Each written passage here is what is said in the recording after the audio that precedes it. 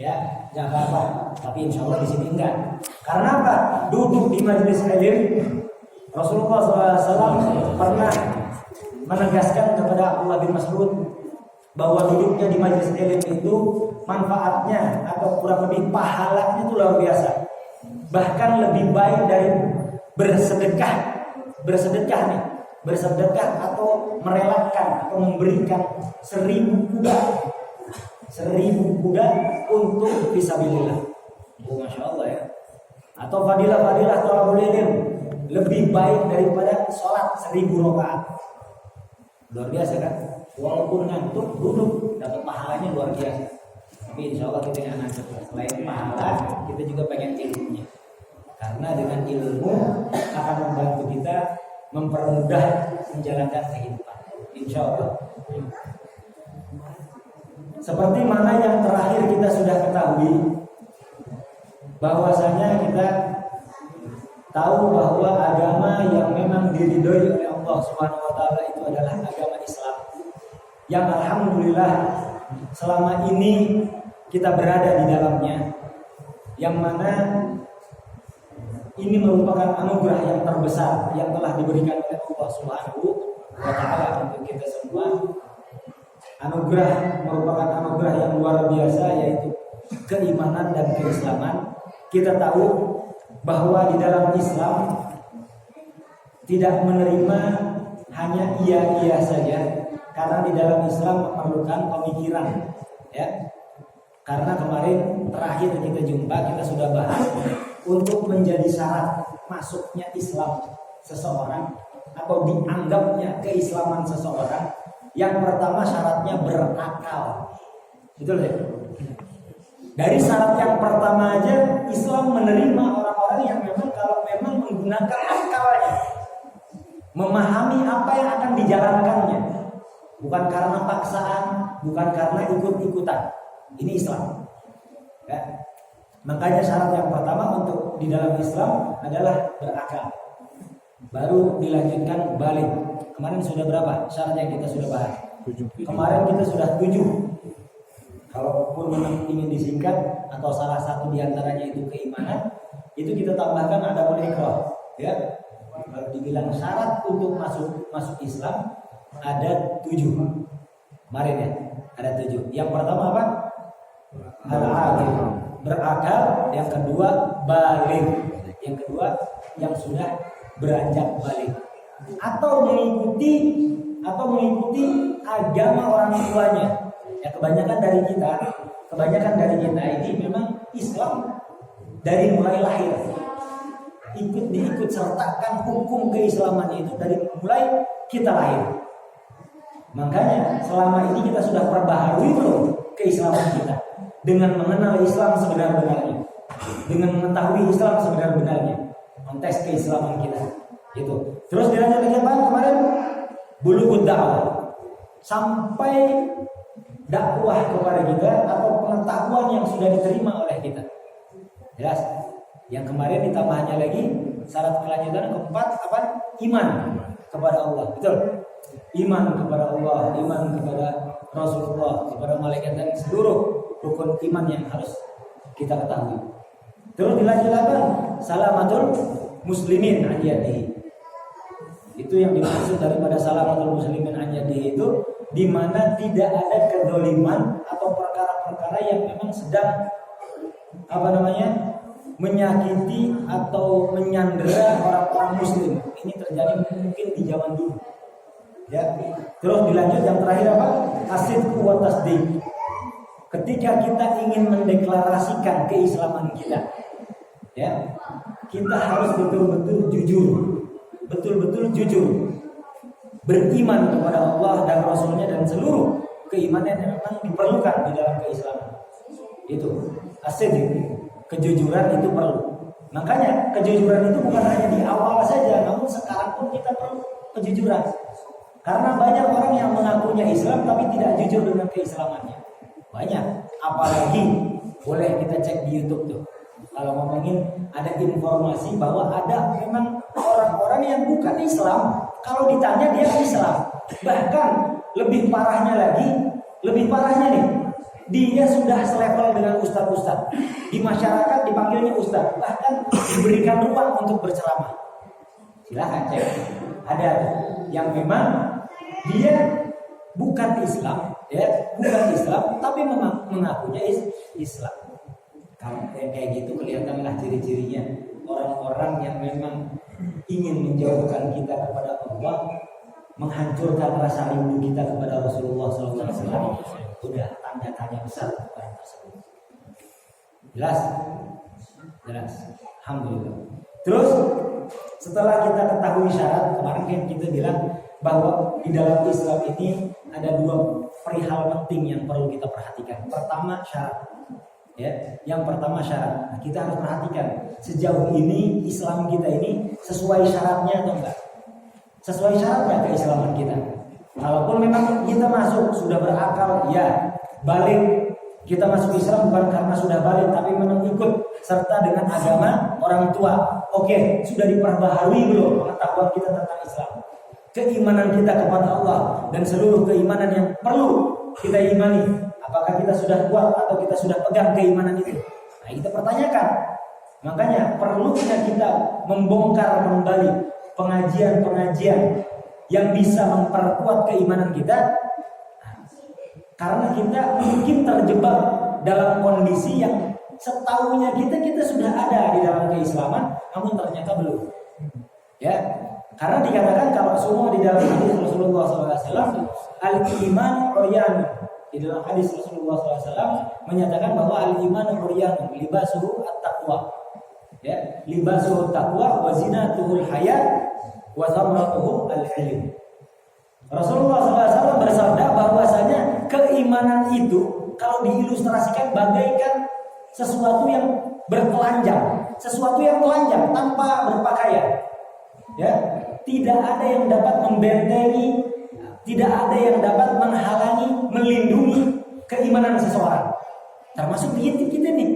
Jangan antum, Anda sendiri, Al-Bagir sendiri. Kalaupun memang hanya keimanan kepada Allah, kepada Rasulullah, dan kepada seluruh keimanan yang perlu kita imani, itu semuanya dalam keadaan tidak terlindungi tanpa pakaian. Kalau semua kalimatnya Qur'an itu telanjang tanpa pakaian. Tapi kita maknai maksud telanjang itu tanpa ada yang bisa melindungi. Maka dikatakan libasuhu at-taqwa. Lindungilah keimanan kita dengan ketakwaan. Ketakwaan adanya nanti di dalam Islam. Menjalankan keislaman, ya, menjalankan keislaman seluruhnya tandanya kita sedang menjalankan ketakwaan. Karena kalau ngomongin takwa ini bukan cuma sholat, puasa, zakat, haji, bukan. Tapi seluruh apa yang diwajibkan di dalam Islam itu tandanya kita sedang menjalankan ketakwaan.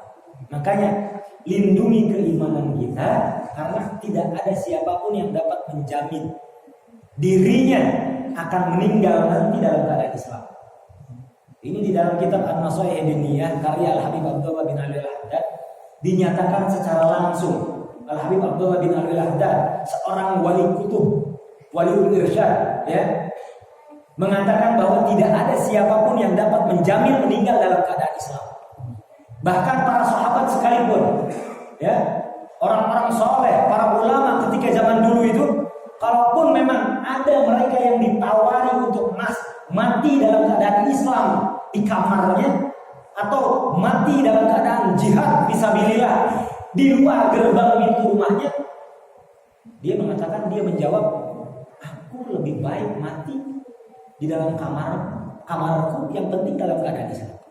Karena kita tidak tahu berapa langkah menuju keluar rumah, ya, masih dalam keadaan Islam atau tidak, masih dalam keadaan beriman atau tidak. Ini ngejelasin bukan Al-Bagir nih, ini cuma nyampein aja nih. Al-Habib Abdullah bin Ali Al-Haddad di dalam kitabnya An-Nasaih Diniyah, boleh dicek lagi. Gitu. Makanya kita perlu memperkuat keimanan kita, atau kita perlu melindungi keimanan kita dengan apa? Dengan takwa. Sesuai apa yang diarahkan oleh Rasulullah Shallallahu Alaihi Wasallam. Makanya ketika libasuhut takwa, ya, libasuhut takwa, dikatakan kita perlu tahu di dalam Islam ini ada syarat dan rukun. Nah, rukun Islam kita dari kecil kita tahu. Kayaknya kalau ngaji sekarang, kayaknya Ustaz udah ngaji dari kecil kita, kayaknya masa kita ulang lagi, ya kan? Masa kita ulang lagi, ulang jangan. Diulang ya, ulang aja deh ya. Iya, karena namanya ngaji bareng ya kan, nggak ada ruginya, nggak ada salahnya. Kita bahas lagi. Dikatakan di sini di dalam kitab Ar-Risalatul Jami'ah karya Al-Habib Ahmad bin Zain Al-Habsyi, beliau adalah muridnya langsung dari Al-Habib Abdullah bin Ali Al-Haddad yang barusan saja Al-Fakir sebut namanya. Beliau menyatakan bahwa rukun Islam khamsatun.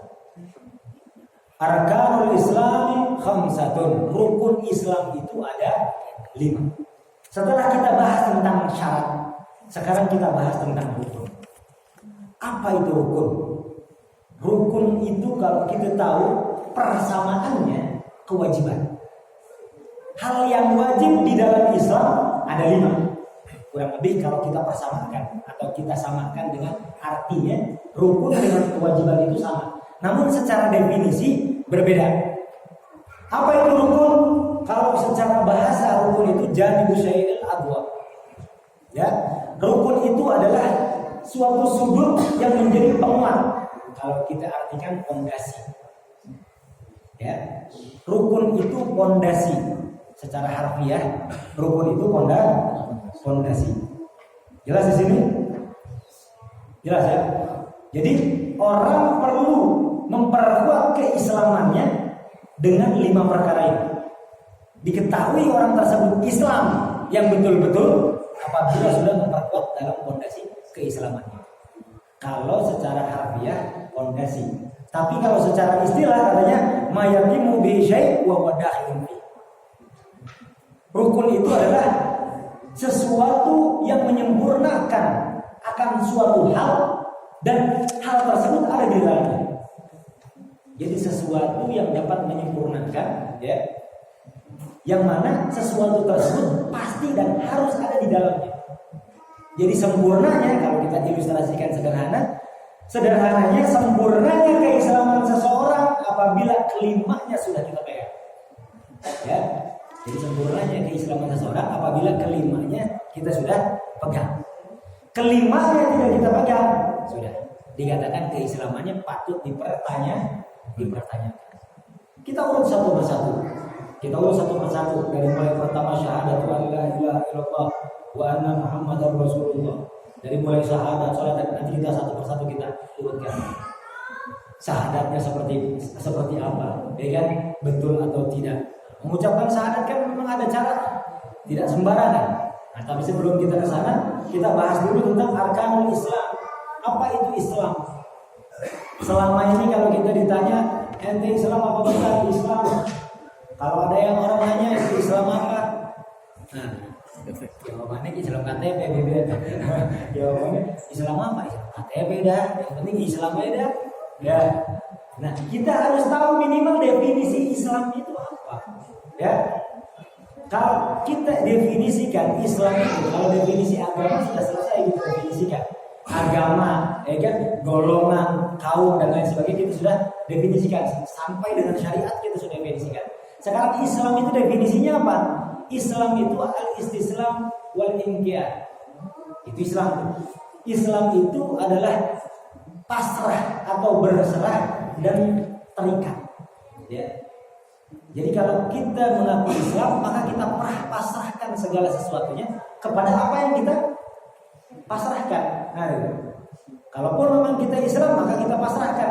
Secara harfiah kita pasrah. Tapi secara apa?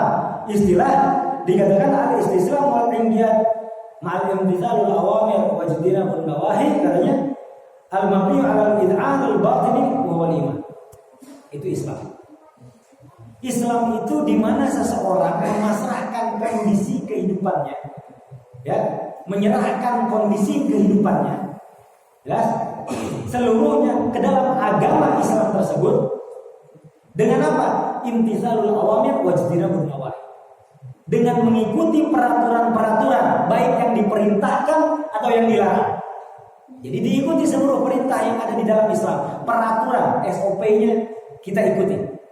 Dan itu semua mabniun, ya, dibangun karena apa? Mabniun alal in'anil batin. Karena memang adanya rasa yang sudah dia kuatkan di dalam batin atau di dalam hati atau dalam pikiran. Apa itu? Keimanan.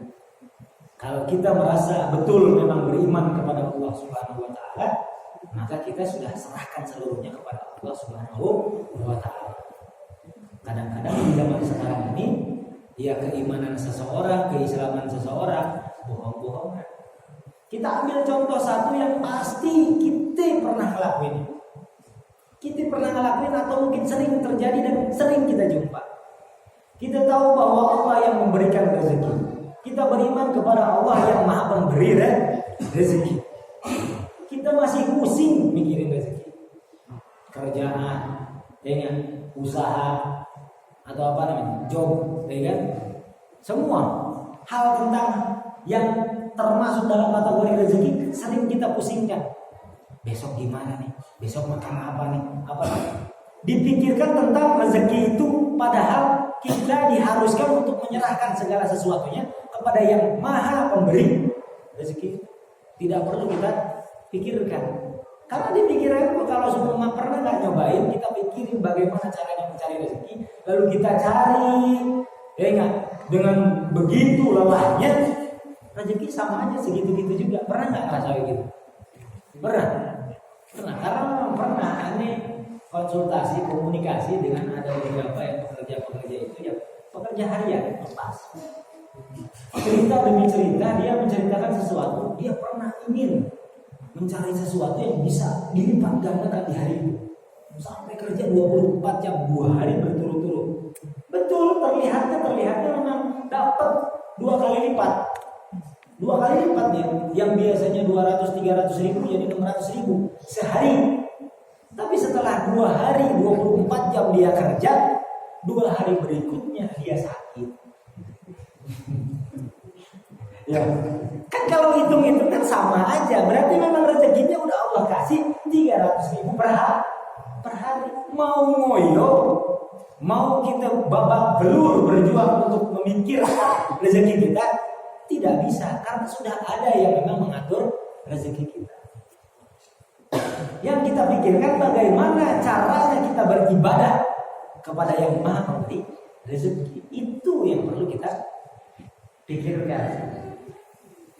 Ntar kita ngobrol normal-normalnya di luar. Kalau ini yang formal-formalnya, normal-normalnya kita di luar ngobrolin atau nanti pas pertanyaan. Oke. Nah, al-Islam kita sudah ketahui bahwa Islam itu al-istislam wal inqiyad. Pokoknya patuh, mengikuti SOP, mengikuti peraturan yang memang Allah atur sedemikian rupa tanpa ada bantahan. Karena sekalipun kita membantah, tandanya kita keluar dari Islam. Bahkan para ulama menegaskan jangankan dia ragu. Jangankan dia ragu dalam keislamannya. Ada sedikit waham aja. Kalau diartikan tetap ragu-ragu juga, tapi cuma persentasinya aja berbeda.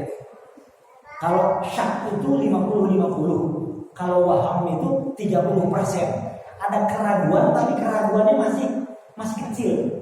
Hanya 30% keraguannya. Ketika ada waham tentang keislaman, peraturan dan bahkan kalau dibilang apa takdir yang Allah berikan, kita sudah keluar dari Islam. Nauzubillah min dzalik. Bahaya nih, ya. Seringkali terjadi dalam bisikan hati atau dalam bisikan pikiran. Betul tidak? Seringkali terjadi dalam bisikan-bisikan pikiran kita, di mana mematahkan keyakinan kita kepada Allah yang memberikan rezeki, memberikan ketenangan, memberikan seluruh apa yang memang sudah Allah berikan kepada kita. Bisikan-bisikan seperti itu harus segera kita buang. Harus segera kita lemparkan. Berlindung secepatnya kepada Allah Subhanahu wa ta'ala. Kalau kita sudah betul-betul memegang apa yang sudah diharuskan, aman insyaallah. Khamsatun, di sini dikatakan khamsatun. Rukun Islam ada 5. Kalau kita bilang yang pertama syahadatu an la ilaha illallah. Yang pertama untuk rukun Islam ini syahadat. Mendeklarasikan. Kalau kita artikan syahadat itu bersaksi kan, maksudnya mendeklarasikan kesaksian kita kepada Allah Subhanahu wa taala. Wa anna Muhammadar Rasulullah, dan juga sesungguhnya Sayyidina Muhammad adalah Rasulullah. Mendeklarasikan ini sesuai dengan apa yang dulu pernah kita janjikan kepada Allah Subhanahu wa taala. Dulu di alam dzat, ya, dulu sebelum kita terlahir atau terpilih sebagai manusia, kita ini dipertanyakan, kita mau jadi apa? Kita ini ditanya oleh Allah. Kita ini pernah ditawari oleh Allah SWT. Jadi kalaupun ada pertanyaan, pernah nggak kita berjumpa dengan Allah? Kalaupun memang secara rohiyah kita sudah pernah berjumpa di alam dzat dulu, sebelum kita terlahir ke muka bumi. Dan ketika itu ditanya mau jadi apa? Ada 3 pilihan, ya. Ada 3 pilihan. Pilihan pertama akan menjadi makhluk yang mulia, ya. Akan menjadi makhluk yang mulia, yaitu malaikat. Tapi tidak diberikan kewenangan untuk memilih sesuai keinginan. Yang pertama ada makhluk yang mulia, yaitu malaikat. Dan yang kedua ada makhluk yang hina, binatang. Atau dalam pilihan para setan, ya kan? Jadi binatang. Kalau dibilang pilihan kedua, hina nih. Yang ketiga, pilihan ketiga ini apa? Kita ingin menjadi makhluk yang lebih mulia daripada malaikat. Itu pilihan kita. Semua nih, kita yang udah jadi manusia, kita milihnya pas yang pas ditawarin, kita milihnya ya pengen yang lebih mulia dari malaikat. Kurang lebih kalau seumpama ya kita bahasa kasarkan, kita ini orang-orang serakah. Ya, kalau dibilang pengen sukses dunia akhirat apa enggak? Pengen. Serakah. Karena kalau ada pilihan pengen sukses di mana, di dunia atau di akhirat? Dunia akhirat. Memang kita dari dulu memang begitu. Makanya dari dulu memang begitu. Milihnya pengen mulia doang, nggak mau. Pengen lebih mulia. Kan gitu. Lebih mulia daripada malaikat. Nah, ketika itu ya, kita dipertanyakan, bahkan diperintahkan atau dipersiapkan untuk pertanggungjawaban kita untuk bersaksi bahwasanya tiada Tuhan selain Allah. Ini kita deklarasikan kembali dengan syahadat ini.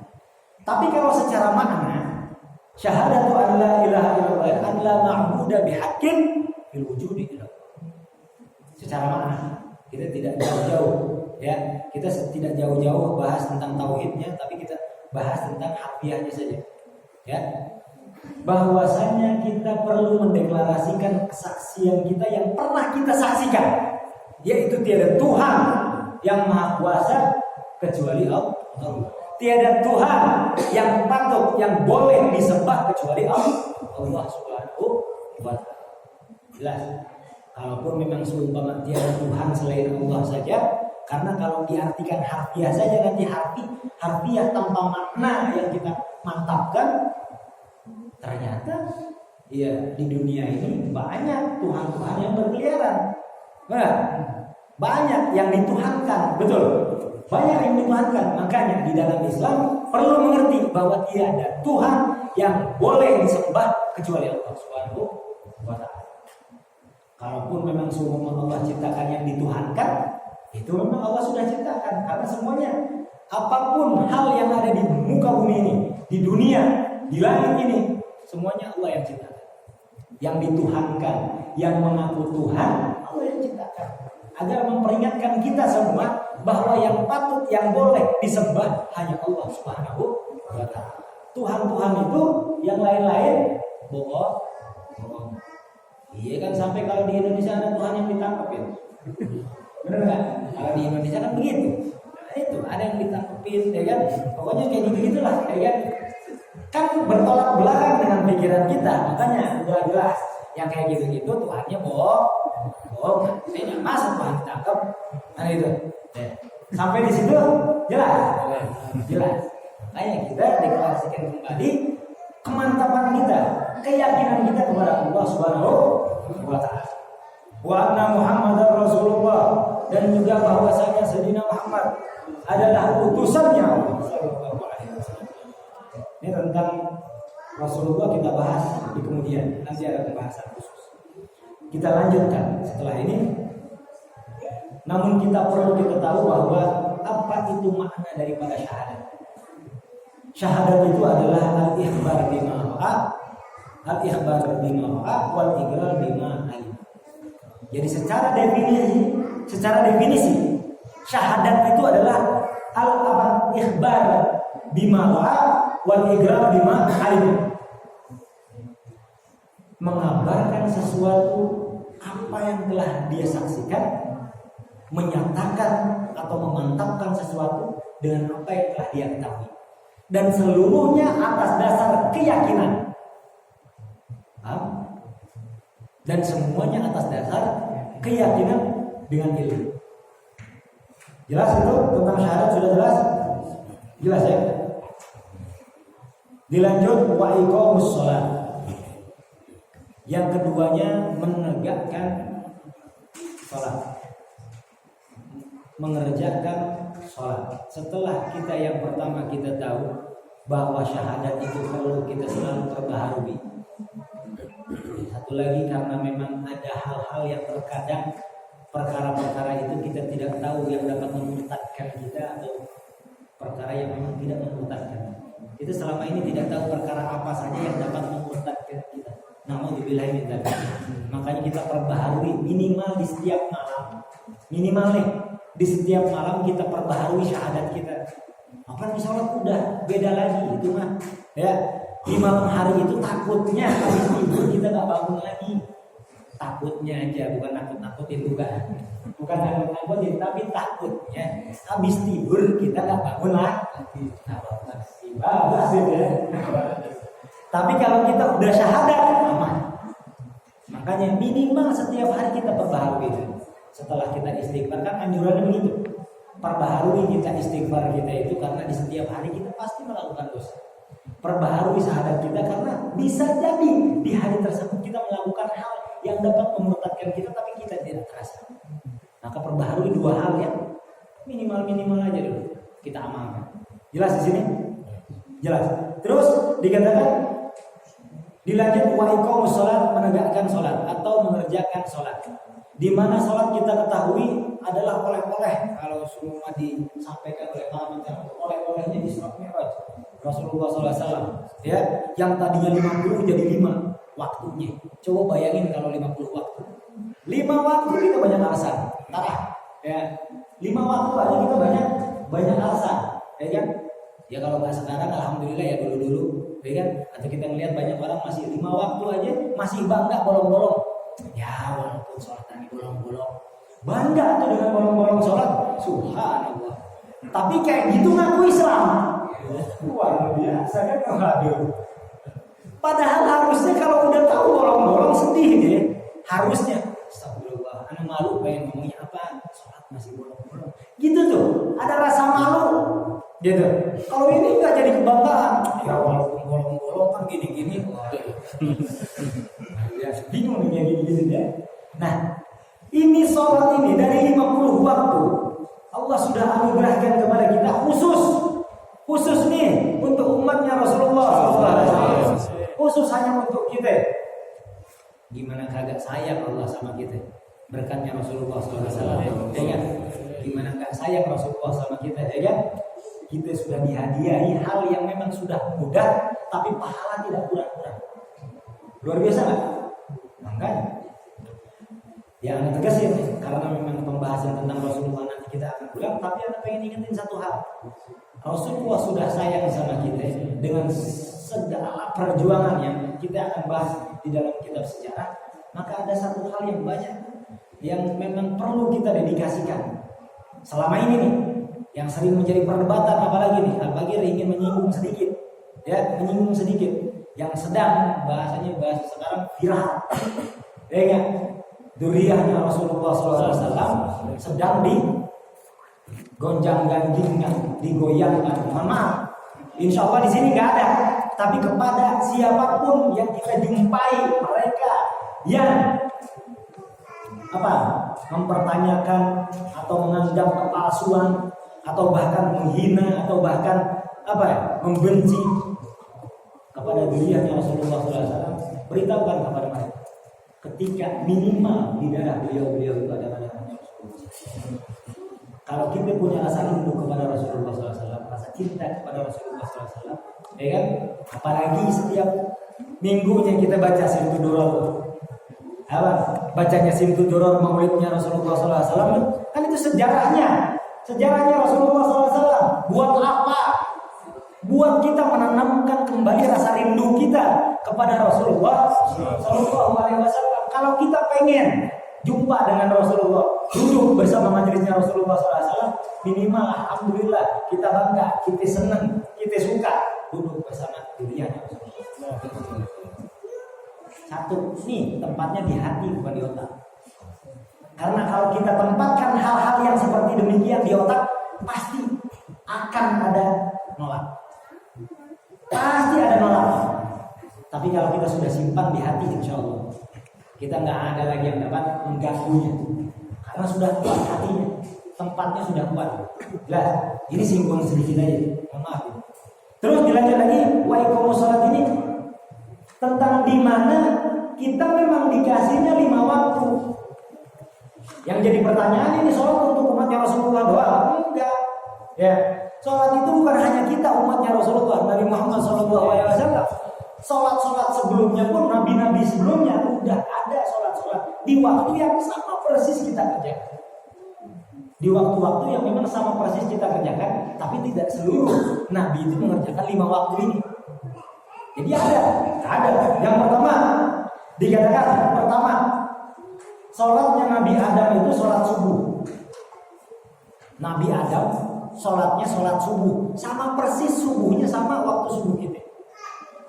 Nabi Adam nih, jadi sholat Nabi Adam sholat subuh.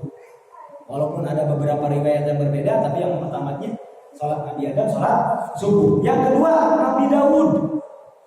Nabi Daud sholatnya duhur. Nabi Allah Daud sholatnya sholat duhur, sama persis setelah zawal. Nabi Daud sholat sama persis seperti sholatnya kita. Terus Nabi Allah Sulaiman sholat asar. Nabi Sulaiman itu sholat asar. Ya. Terus dilanjut Nabi Yakub sholat maghrib. Yang terakhir sholat isanya Nabi Yunus. Jadi sholat yang 5 waktu yang sekarang ini kita kerjakan, kita wajib kita kerjakan, itu dulu para nabi-nabi ada yang mengerjakan di waktu yang sama. Kalau kita nggak bisa, enggak, kita mengikuti Nabi Sulaiman aja dah, asal aja dah, nggak bisa pilih-pilih, ya. Karena ini min khususiyat umat Rasulullah. Jelas? Iqamus shalat, wa ita'uz zakat. Nanti kita maknai tentang sholat karena ada babnya khusus. Al-Fakir sengaja tidak perpanjang karena ada babnya khusus. Dilanjut wa ita'uz zakat. Ita'uz zakat ini mengeluarkan zakatnya. Yang mana zakat ini dikatakan an-nama, ya, wa tathhir. Di mana zakat ini kalau kita artikan berkembang, bertambah atau membersihkan, pensucian. Atau kalau kita istilahkan ismun lima yukhraju min badanin aw malin. Ya kan? Sesuatu yang dikatakan untuk dikeluarkan dari badan seseorang atau dari harta seseorang, itu namanya zakat. Ya, ini kita pun akan bahas. Ini cuma memperkuat kita bahwa kalau memang kita badan harus kita zakatkan, maka jangan ada rasa malas lagi. Untuk apa? Untuk memperkuat rukun Islam kita. Hati-hati, rasa pelit itu biasanya kalau udah ada uangnya jadi pelit. Kalau belum ada uangnya nggak pelit, baik semuanya orang. Orang kalau nggak ada uangnya baik. Kalau semua ada 1 miliar pengen bagi-bagi ini orang. Udah baik itu. Kalau belum ada uang ini, baik banget luar biasa. Kalau ada 1 miliar pengen sodakoin, pengen haji ini keluarga semua luar biasa. Giliran ada uang belum 1 miliar, 100 juta, pinjam dong. Ada. Udah susah banget. Nah, 100 juta belum 1 miliar udah susah keluarin. Ya enggak? Kalau untuk urusan pelit nggak pelit ada hukumannya masing-masing. Tapi yang perlu diperhatikan nih zakatnya, karena itu akan terhitung hutang kepada Allah SWT. Bahkan nanti orang mati atau kita mati, kalau kita masih punya hutang zakat misalkan, baik itu dari badannya, dari hartanya, atau dari ternaknya, itu semuanya perlu atau harus dikeluarkan bahkan sebelum bagi warisan. Ini banyak orang yang bagi warisan nggak dipakai tuh, tanya dulu zakat waktu dulu lancar apa nggak ngeluarinnya, nggak pakai nanya, langsung aja bagi warisan. Makanya warisan kebanyakan ada bahasa apa? Uang warisan mah panas. Wah, uang warisan mah agak berkah. Kenapa? Karena nggak sesuai prosedur. Harusnya sesuai prosedur. Apa? Tanya dulu zakatnya lancar apa enggak? Oh enggak, ya udah keluarkan dulu zakatnya. Ada proses-proses, ada 5 tahapan untuk mengeluarkan warisan. Nah ini kalau kita tidak menopang rukun di dalam keislaman kita dengan zakat, bahaya. Ingat, bisa termasuk keislaman kita patut dipertanyakan. Ita zakat. Karena nanti kita akan bahas tentang zakat, baik itu zakat badan tadi yang bilang. Zakat badan itu keluarnya biasanya tahunan. Ya, zakat badan itu biasanya Idul Fitri yang kemarin alhamdulillah kita semua sudah melangsungkan, ya. Nanti ada zakat harta, ada zakat apa? Jual beli, ada zakat ternak dan lain sebagainya. Ada zakat juga apa? Tumbuh-tumbuhan dan lain sebagainya. Dilanjut lagi wasaumu Ramadan. Wasaumu Ramadan dan berpuasa di bulan Ramadan. Ini hal yang menjadi rukun. Kalau ngomongin saum ini al-imsak, menahan diri ya kan dari segala macam hawa nafsu yang alhamdulillah baru kemarin juga kita laksanakan. Ramadan ini di bulan Ramadan. Yang mana artinya Ramadan ini kalau kita diambil dari kata Ramadan yaitu syiddatul haram. Jadi Ramadan ini kenapa kok Ramadan dinamai Ramadan? Karena penempatan bulan ini adanya di musim yang sangat-sangat panas. Betul-betul diuji. Orang kalau semua puasanya di Indonesia mah ya enteng-enteng, ya kan? Enteng, masih adem-adem, neduh dikit, ya kan? Berasanya enak sejuk. Kalau antum puasa di sana di Jazirah Arab, pas lagi musim panas, neduh, nggak jadi adem, ya kan? Neduh nggak jadi adem, dia bayangin 50 derajat, ya kan? Neduhnya aja panas, 50 derajat, diujinya luar biasa, ya. Terus wahajjul bait man istata'a ilaihi sabila, dan juga yang terakhir haji ke Baitullah itu pun kalau memang mampu. Kontes kemampuan ini, ya ini semuanya akan kita ulangi. Ya, semuanya akan dibahas di dalam nanti, akan dibahas di dalam kitab Salatul Jamiah. Cuman yang perlu kita perhatikan selanjutnya ini, mal ikhlas wa tasdiq. Rukun Islam memang kita pelajari dari mulai sejak kecil dulu. Kita jalankan, kita rutinkan, baik dari sholatnya atau mungkin dari syahadatnya, kita perbaharui setiap hari, setiap sholat. Sholatnya kita rutin setiap hari 5 waktu, ya. Puasanya setiap tahun, misalkan. Zakatnya pun sama, setiap ada harta kita keluarkan. Bahkan haji pun dia pergi haji. Tapi ini ada yang tidak diperhatikan. Apa? Al-ikhlas wa tasdiq. Keikhlasan dan kejujuran. Itu bahaya. Karena kita mengerjakan rukun ini perlu ada 2 fondasi penting untuk kita pegang, yaitu keikhlasan dan kejujuran. Ikhlas mengerjakan sesuatunya bukan karena apa? Karena paksaan dari apapun. Karena perlu. Karena kalaupun memang seumpama kita ngerjain misalkan sholat, ya kan? Misalkan sholat, misalkan puasa atau haji, ada paksaan. Apa ancamannya? Di sini dikatakan, "Faman lam yakun mukhlishan." Apabila dia mengerjakan sesuatu tapi tidak ikhlas, kerjain mah ngerjain tapi keberatan karena terpaksa, ya, atau lagi ngerjain ngedumel, kan gitu. Wah, gimana? Ya, kita harus ngumpulin nih buat haji. Gimana buat haji? Lagi ada haji, ngedumel gitu, kan nggak ikhlas katanya. Nah itu. Atau sholat, lagi enak-enak tidur, lagi enak-enak kerja, suruh sholat bentar aja, Pak. Paksa nih, bagaimana? Dia katakan, "Faman lam yakun mukhlishan fa huwa munafiq." Kalau kita mengerjakan sesuatu tanpa ikhlas, ya, maka tandanya kita tergolong menjadi orang. Apa ikhlas? Ikhlas itu tamamul qabul. Ikhlas itu tamamul qabul, sempurna dia terima.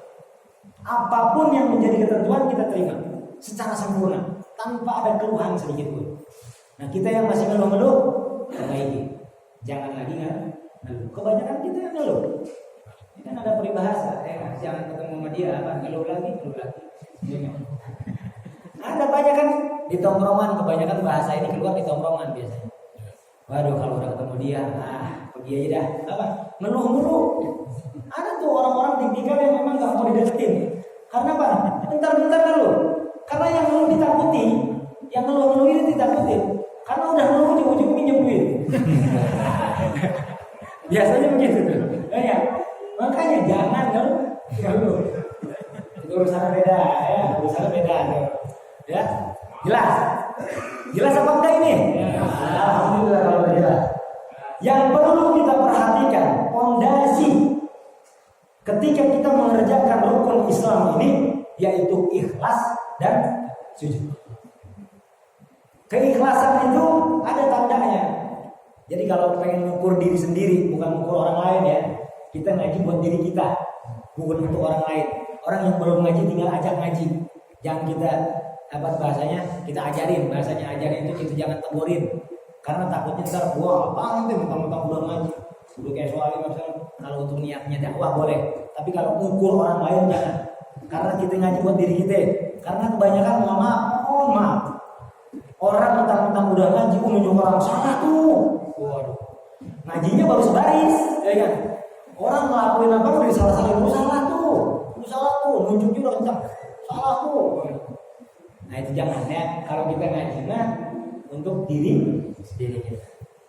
Keikhlasan itu bisa terlihat di mana keikhlasan itu katanya dikatakan man yastawi indahu madihu wa damu.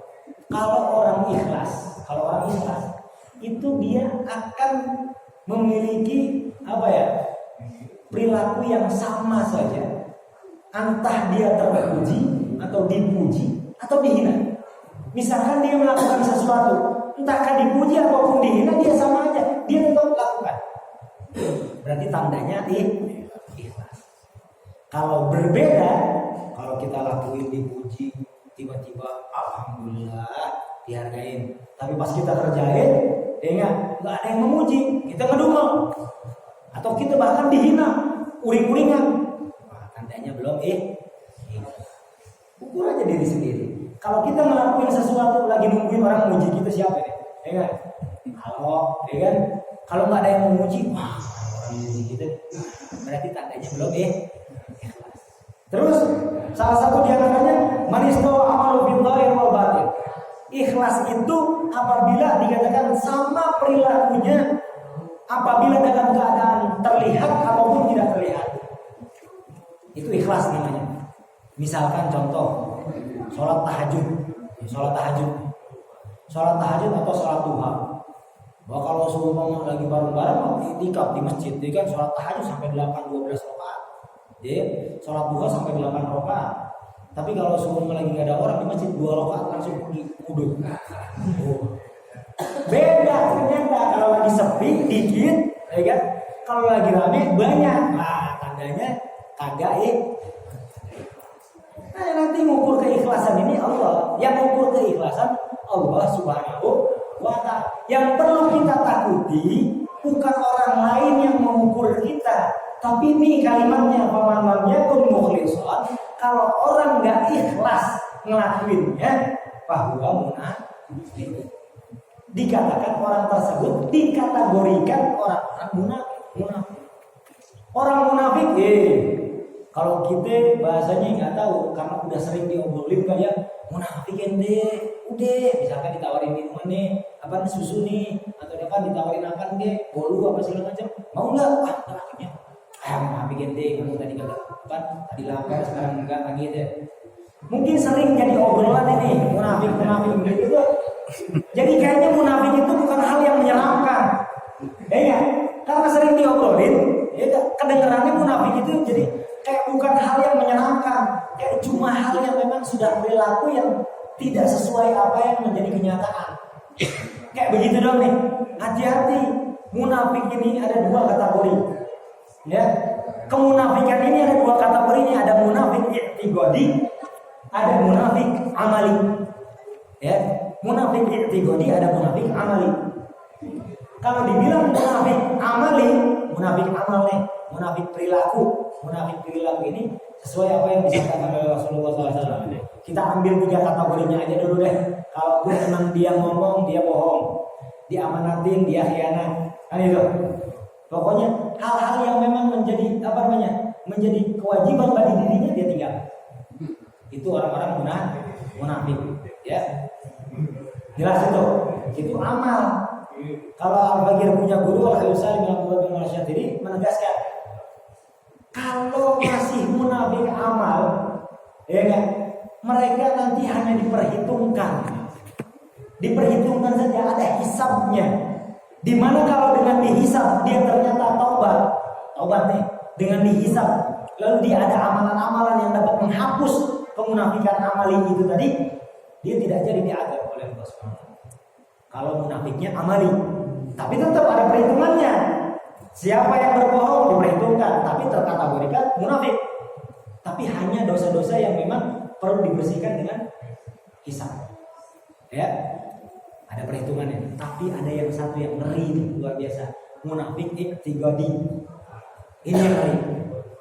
Munafik secara keyakinan itu yang sangat kita perlu waspadai. Munafik i'tiqadi ada 6 kategorinya. Munafik i'tiqadi ya, perlu kita catat. Munafik i'tiqadi ada 6 macam. Di mana munafik i'tiqadi ini siapapun yang sudah berada dalam kondisi ini, hukumannya fidarkil asfal minan. Yu'adzibuhu fidarkil asfal minan. Akan diazab di bawah keraknya neraka jahanam. Alhamdulillah ini tanpa toleransi lagi. Orang kalau di hatinya ada kemunafikan secara i'tiqadi, siap-siap hukumannya di bawah kerak neraka jahanam. Alhamdulillah ini bahaya nih. Salah satu di antaranya ya tadi ngerjain sholatnya, puasanya, zakatnya dan lain sebagainya, tapi di hatinya ngedumel. Nah itu tandanya munafik i'tiqadi. Jelas. Dilanjut. Yang 6 itu apa? Dikatakan yang pertama takdzibur Rasul. Yang pertama dia tidak percaya kepada Rasulullah sallallahu alaihi wasallam. Menganggap Rasulullah itu atau utusan Allah itu bohong. Alhamdulillah urusan itu kita insyaallah selamat ya.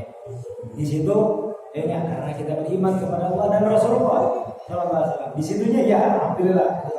Atani ini takdim katanya ba'du ma ja'a bihi Rasul. Kita tidak mempercayai sebagian apa yang dibawakan oleh Rasulullah SAW. Nah, ini banyak nih mulai. Kalau kita kalau tidak mempercayai Rasulullah SAW, mungkin hanya kalangan orang-orang kafir. Orang Muslim percaya kepada Rasulullah SAW.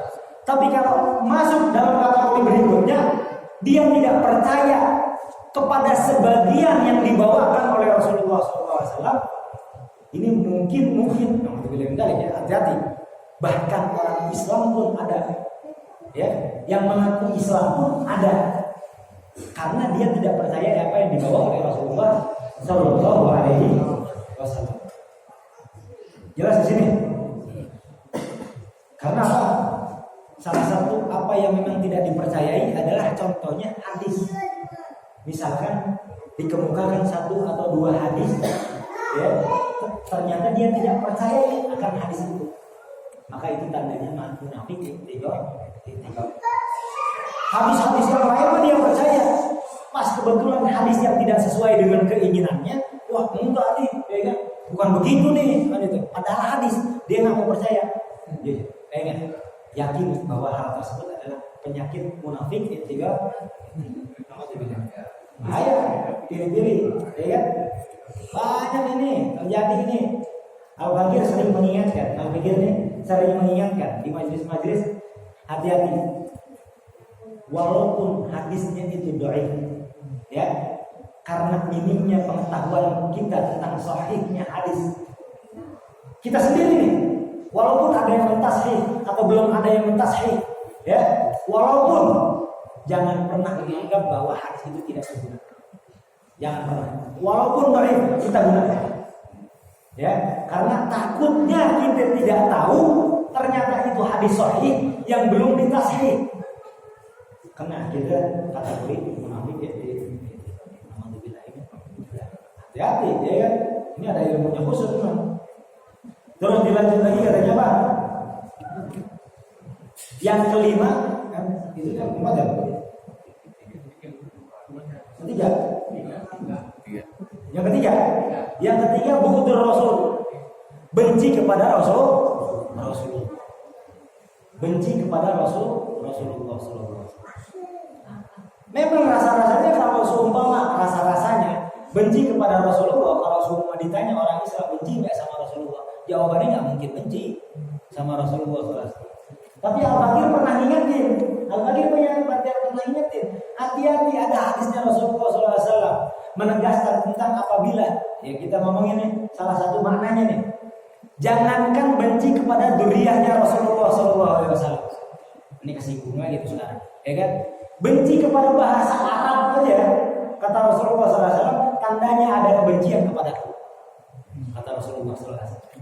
Benci kepada Arab, ya, tandanya ada kebencian kepada kata Rasulullah SAW.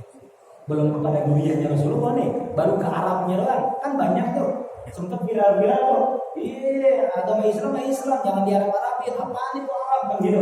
Ada yang gitu-gitu tuh. Alhamdulillah, jangan ikut-ikutan. Karena dengan benci Arab aja kita tandanya udah benci Rasulullah SAW. Apalagi sekarang lagi dibikin viral untuk bencinya dzurriyyah Rasulullah SAW. Alhamdulillah. Karena dampaknya itu loh, dampaknya benci kepada Rasulullah SAW. Sesuai apa yang disabdakan oleh Rasulullah SAW. Alhamdulillah, kita jaga-jaga aja. Lagian begini, diajakin benci sama orang, memang ada gunanya ngebenci sesuatu? Kagak ada, kecuali ngebencinya karena Allah. Karena Rasulullah pernah mengatakan atau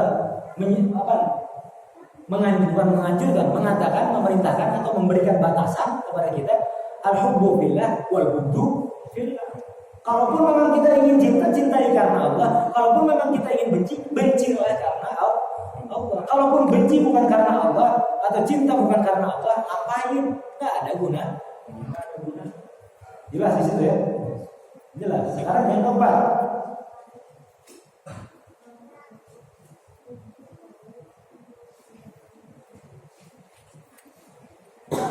Yang keempat. Takdibur Rasul, takdibu ba'di majabi Rasul, bughdur Rasul, terus ada bughdu ba'di majabi Rasul. Membenci, kalau tadi kan yang pertama dia tidak mempercayai Rasulullah, yang kedua tidak mempercayai sesuatu hal atau sebagian hal yang dibawakan oleh Rasulullah, yang ketiga membenci Rasulullah, yang keempat membenci sesuatu yang dibawakan oleh Rasulullah SAW. Ada ketentuan hukum, anjurannya langsung dari Rasulullah SAW, lalu tidak sesuai dengan kehidupan kita. Kita ada kebencian di sana, hati-hati. Tandanya benci sesuatu apa yang dibawakan oleh Rasulullah. Alhamdulillah. Benci dengan sesuatu apa yang dibawakan oleh Rasulullah. Benci, kalau ngomongin benci itu bukan hanya menghinanya saja. Gerendengan aja udah bisa jadi benci. Ya. Terus yang kelimanya di mana katanya?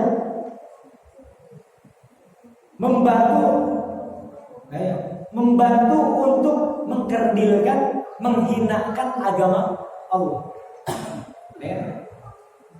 Membantu atau menghina untuk mengkerdilkan agama Allah.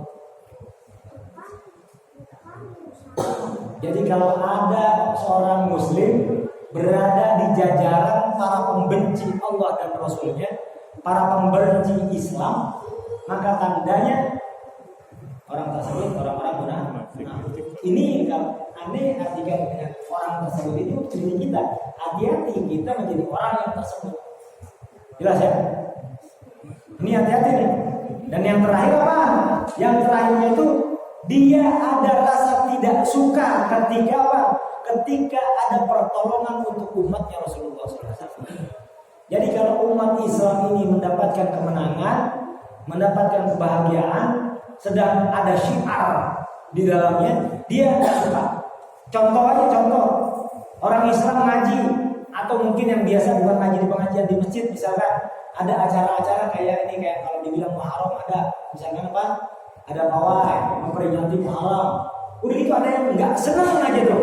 Ada kumpulan-kumpulan yang begitu, benci aja tuh. Kalau ada kumpulan-kumpulan orang-orang Islam, itu tandanya di hatinya ada kemunafikan. Jelas, hati-hati nih, ya. Kemunafikan ikhtiqadi yang perlu kita perhatikan. Jelas. Terus yang paling parahnya lagi, wa man lam yakun musaddiqan bi qalbihi fa huwa kafir. Barang siapa dia tidak bisa jujur di hatinya atas apa yang menjadi aturan yang diberikan Allah dan Rasulnya kepadanya, maka dia menjadi kafir. Ya, tergolongnya bukan Islam lagi, tapi dia tergolongnya kafir. Nauzubillah tsumma nauzubillah. Allahumma sallim. Mudah-mudahan kita diselamatkan oleh Allah Subhanahu wa taala untuk selalu menjalankan keislaman, ketakwaan, ketaatan kepada Allah dan Rasulnya. Amin. Ya Allah ya Rabbal alamin. Sejauh ini dapat dipahami atau tidak? Bisa dipahami? Alhamdulillah, tepat 21 jam. Alhamdulillah. Ya, 10 ya.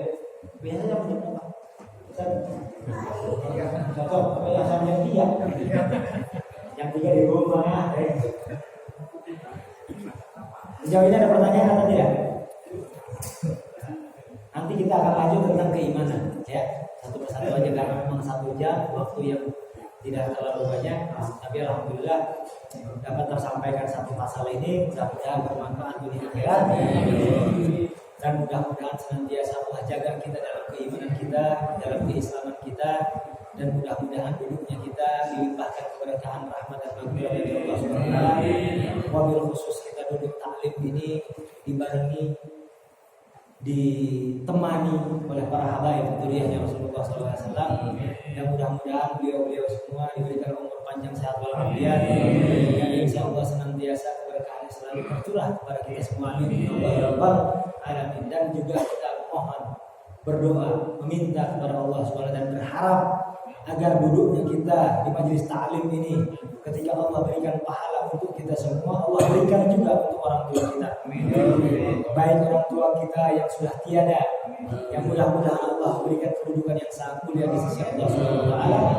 Dan untuk orang tua kita yang masih ada, mudah-mudahan Allah berikan umur yang panjang, umur yang barokah, sehat walafiat, sehingga bisa menjalankan ketakwaan dan ketaatan kepada Allah Subhanahu wa taala. Setelah Allah berikan umur panjang, Allah berikan husnul khatimah. Amin ya Allah ya rabbal alamin. Agar lebih sempurna lagi kita majelisnya, doanya kita bacakan doa fatul majlis bersama-sama.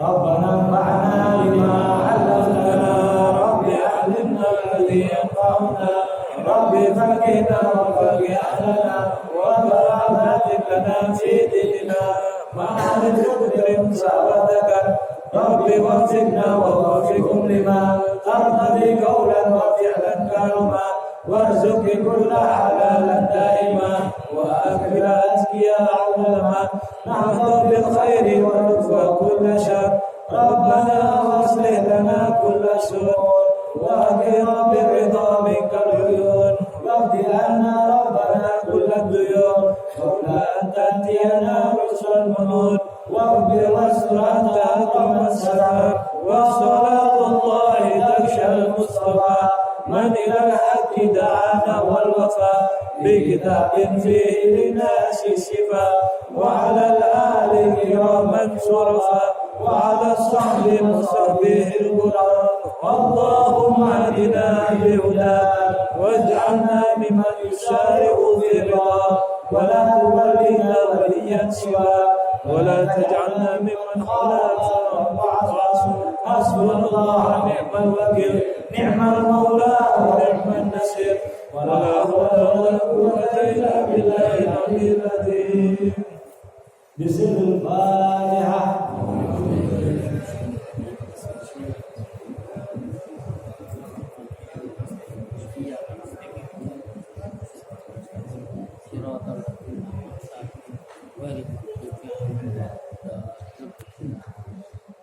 Lagi belum tanya, Pak Hindum